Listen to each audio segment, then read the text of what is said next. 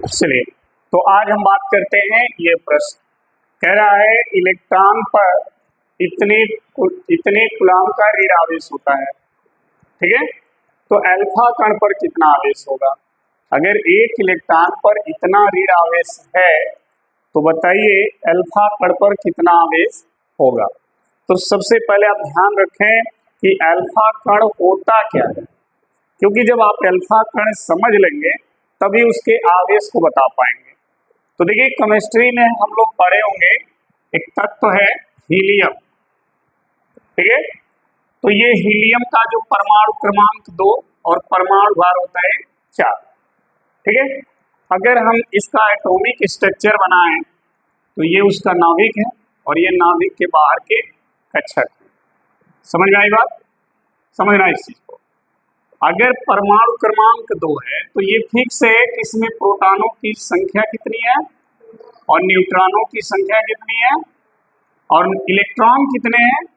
4, 2 इस कक्षक में और 2। समझ में आई बात? ये हीलियम परमाणु का एटॉमिक स्ट्रक्चर है, ठीक है। अब देखिए अल्फा कण क्या होता है। तो जो हीलियम परमाणु है ना, ये हीलियम परमाणु है। तो हीलियम परमाणु का जो है नाभिक है, सेंटर जो है, ये इसी नाभिक को हम कहते हैं अल्फा कण। ध्यान से समझना, हीलियम परमाणु का जो नाभिक होता है, सेंटर जो होता है, उसी को हम बोलते हैं अल्फा कण। तो अब देखो, अगर हम इस नाभिक को अल्फा कण कहते हैं तो इस नाभिक में जो कण होंगे वही अल्फा के कण होंगे। समझ आई बात? बाकी इलेक्ट्रॉन उस नाभिक से क्या है? बाहर है। यानी अल्फा कण में इलेक्ट्रॉन नहीं होते हैं। क्या होते हैं? प्रोटॉन और न्यूट्रॉन। देखो, इस नाभिक को अल्फा कण कहेंगे और इस नाभिक में क्या है? प्रोटॉन है और न्यूट्रॉन।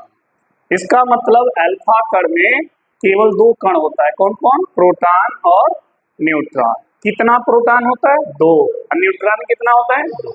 क्लियर है? तो समझ लेना। जब हल करेंगे तो लिखेंगे अल्फा कण में 2 प्रोटॉन, कितना प्रोटॉन? तथा 2 न्यूट्रॉन होता है। ये तो फिक्स है ना। अगर कोई कहे कि क्या अल्फा कण में इलेक्ट्रॉन भी होता है, तो नहीं, क्योंकि नाभिक को ना हम अल्फा कण कह रहे हैं और इलेक्ट्रॉन कहाँ होता है? इस नाभिक के बाहर। तो जब बाहर वाला क्षेत्र अल्फा कण में सम्मिलित नहीं है तो इलेक्ट्रॉन भी अल्फा कण में सम्मिलित नहीं होगा, क्योंकि इलेक्ट्रॉन कहाँ है? बाहरी क्षेत्र में है। समझ आई बात? अल्फा कण नाभिक वाला हिस्सा केवल है, बाहर वाला हिस्सा नहीं है। तो जब बाहर वाला हिस्सा सम्मिलित नहीं है तो बाहर जो है वो भी सम्मिलित नहीं होंगे, यानी इलेक्ट्रॉन उसमें सम्मिलित नहीं होगा। केवल 2 ही कण होगा। कौन कौन? प्रोटॉन और न्यूट्रॉन। तो आज से क्लियर कर लेना। अगर कोई प्रश्न करे कि अल्फा कण किसे कहते हैं तो सिंपल सी बात, सर हीलियम परमाणु का जो नाभिक होता है उसी को क्या कहते हैं? अल्फा कण कहते हैं। क्या अल्फा कण में इलेक्ट्रॉन होते हैं? नहीं। कौन कौन कण होता है? प्रोटॉन और न्यूट्रॉन। प्रोटॉन कितने होते हैं? न्यूट्रॉन कितने होते हैं? 2। अल्फा कण में 2 प्रोटॉन और 2 ही न्यूट्रॉन होता है, इलेक्ट्रॉन नहीं होता है। ये तो क्लियर हो गया।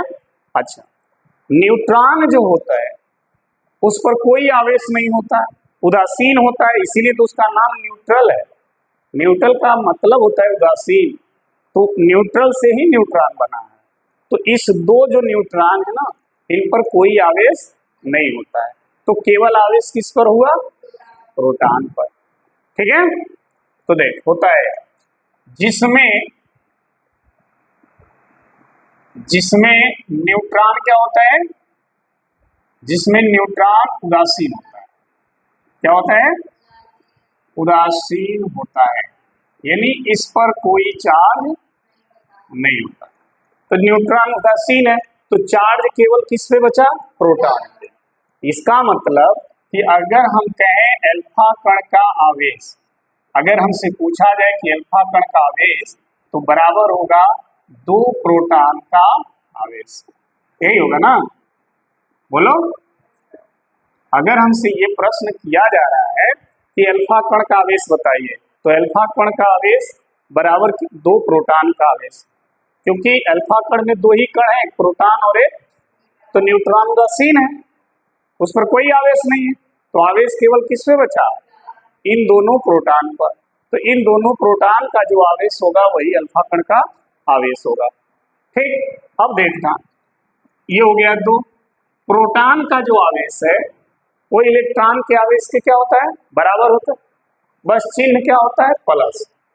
एक इलेक्ट्रॉन का जो आवेश है वो होता है 1.6 × 10⁻⁻19 कूलम निगेटिव, और एक प्रोटॉन का जो आवेश है वो भी इतना ही होता है, बस क्या होता है? ये प्लस। ठीक है, तो इलेक्ट्रॉन प्रोटॉन के आवेश जो है परिमाण में बराबर होते हैं, केवल चिन्ह में विपरीत होते हैं, इलेक्ट्रॉन का निगेटिव होता है, प्रोटॉन का पॉजिटिव।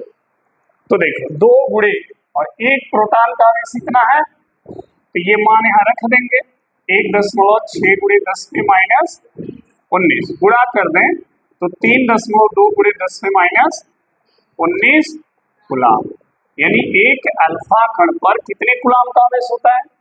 इतना कूलम का आवेश होता है, 3.2 × 10⁻⁻19 कूलम। ऋणात्मक या धनात्मक? धनात्मक। अल्फा कण का आवेश धनात्मक होता है, इसीलिए अल्फा कण को धनावेशित कण भी कहा जाता है, क्योंकि इसका आवेश हमेशा कैसा रहेगा?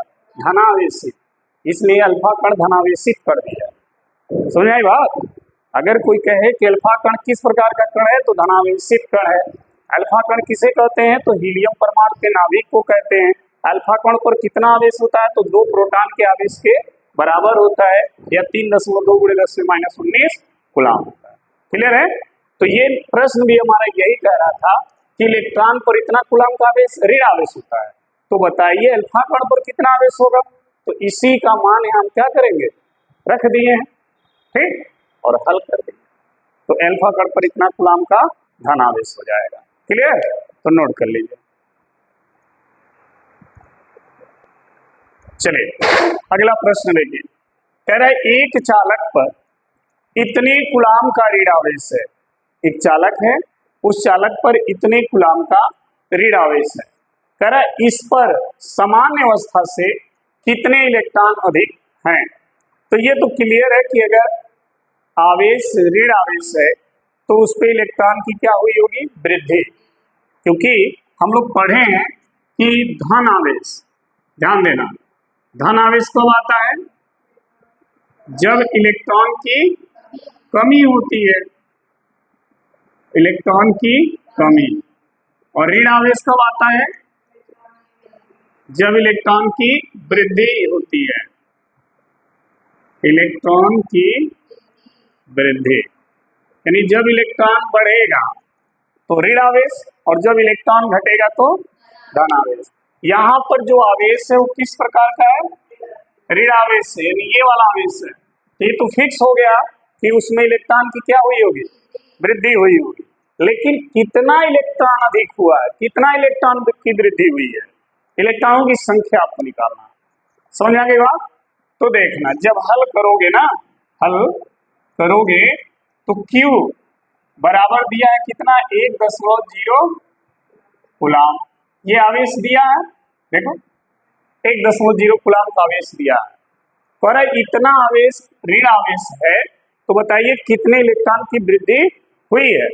तो आप सभी को पता होगा, एक फॉर्मूला है Q = N × E, आवेशों का क्वांटमीकरण है ये। यहाँ से N का मान निकाला जाएगा, तो जब N का मान आप निकालेंगे तो N बराबर क्या हो गया? Q/, ऐसे हुआ, फिर Q का मान रख देंगे बटा E का मान 1.6 × 10⁻, फिर ये हो गया 1.0 को हम 1 लिख सकते हैं, ठीक है, और नीचे 1 और ये ऊपर जाएगा तो 10 पे कितना हो गया? 19। अब इस 1 में 1.6 से क्या करेंगे? भाग देंगे, तो जब भाग देंगे तो आएगा 0.62 × 10⁻, इतना आएगा। जब इससे इसमें भाग देंगे ना तो इतना आएगा, समझ आई बात।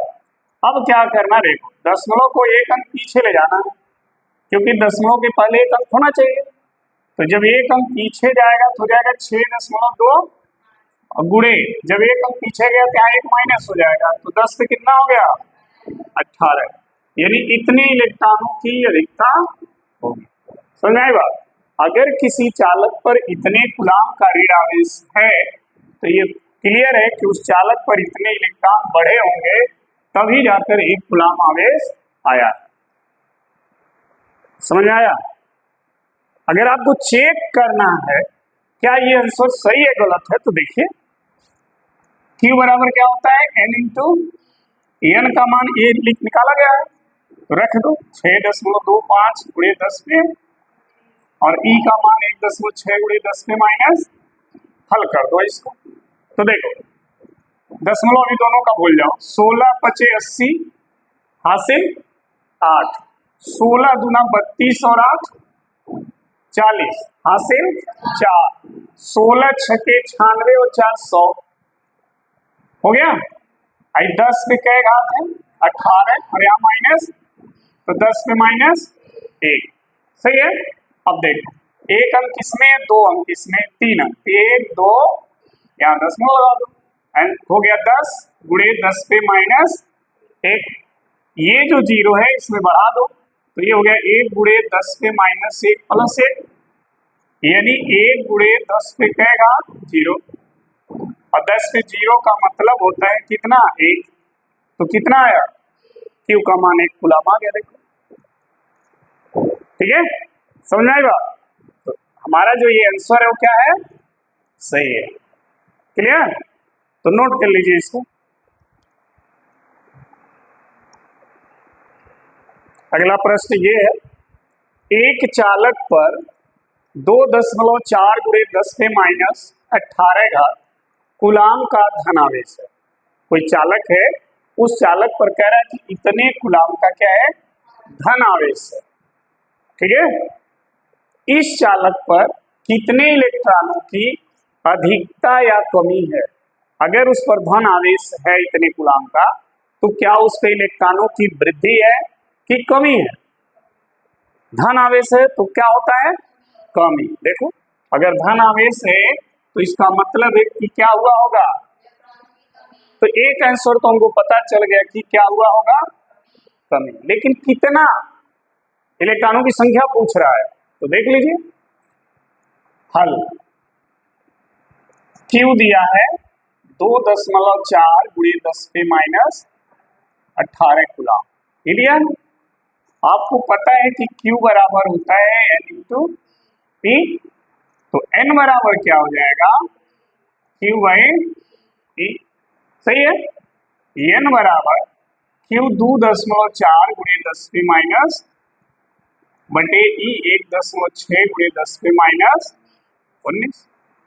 अब देखिए इसमें दोनों में एक एक अंक के बाद दशमलव है, दोनों का दशमलव हटा दो क्या आएगा 24 बटा, और ये ऊपर जाएगा तो 10 पे है माइनस 18 और ये हो जाएगा प्लस, तो n बराबर 24 बटा 16, यहाँ 10 बचेगा, देखो माइनस 18 और प्लस 19 घटेगा तो 10 पे एक घात बचेगा, 10 पे एक घात का मतलब 10, सही है। अब देखो ये 16 है, 2 से कट जाएगा, 2 अठे और 2 पचे 10, अब 8 से 24 कट जाएगा 3 बार 8 24, 3 पचे, तो n बराबर कितना 15, यानी 15 इलेक्ट्रॉनों की क्या हुई होगी कमी, इतने इलेक्ट्रॉनों की कमी होगी। समझ आ गया, नोट कर लीजिए। चलो देखो अगला प्रश्न, किसी वस्तु को 4.8 गुणे 10 पे माइनस 19 कूलाम से धनावेशित करने के लिए कितने इलेक्ट्रॉन निकाले जाए।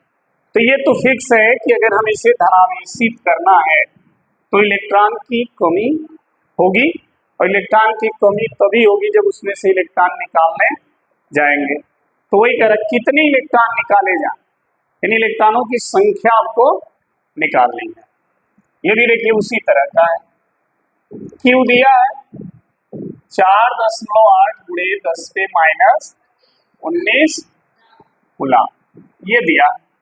और आपको पता है कि Q बराबर क्या होता है, N इंटू E, तो N इक्वल टू हो जाएगा Q बाई E, फिर N इक्वल टू 4.8 गुणे 10 पे माइनस और E का मान 1.6 गुणे 10 पे माइनस ये और ये दोनों में बराबर अंक के बाद दशमलव है, दोनों का दशमलव क्या करिए 16 तिया कितना हो गया 48, 16 से 3 बार में 48 क्या हो जाएगा, यानी n बराबर 3, यानी 3 इलेक्ट्रॉन को क्या करना होगा निकालना होगा। जब 3 इलेक्ट्रॉन आप निकालेंगे तो उस पर इतने कूलाम का धनावेश आ जाएगा। ठीक है, नोट कर लीजिए। अगला प्रश्न देखें, करण नाइट्रोजन, ये नाइट्रोजन का परमाणु है जिसका परमाणु क्रमांक 7 और परमाणु भार 14 है। कर इस नाइट्रोजन के नाभिक पर ध्यान से समझना, कूलाम में आवेश की गणना करनी। अगर हम नाइट्रोजन का परमाणु स्ट्रक्चर बनाए ऐसे, तो उसका नाभिक है और नाभिक के बाहर ये कक्षक है।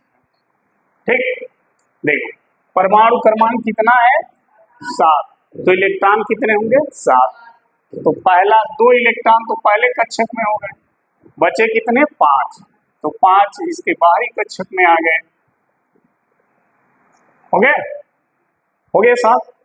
अच्छा, जब 7 परमाणु क्रमांक है, 7 इलेक्ट्रॉन है, तो 7 ही क्या होंगे प्रोटॉन भी होंगे, और प्रोटॉन कहाँ होते हैं नाभिक में, तो ये 7 प्रोटॉन हो गए। अब देखो 14 में से जब 7 घटाओगे तो न्यूट्रॉन भी कितना आएगा 7, न्यूट्रॉन भी 7 हो गए।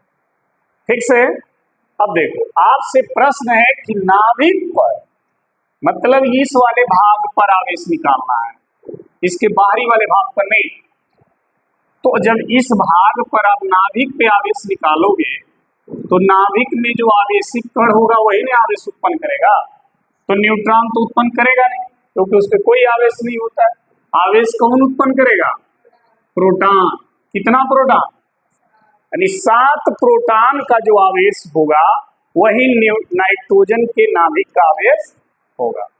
ठीक है, तो लिखेंगे जब हल करेंगे तो लिखेंगे नाइट्रोजन के नाभिक का आवेश बराबर होगा 7 प्रोटॉन का आवेश।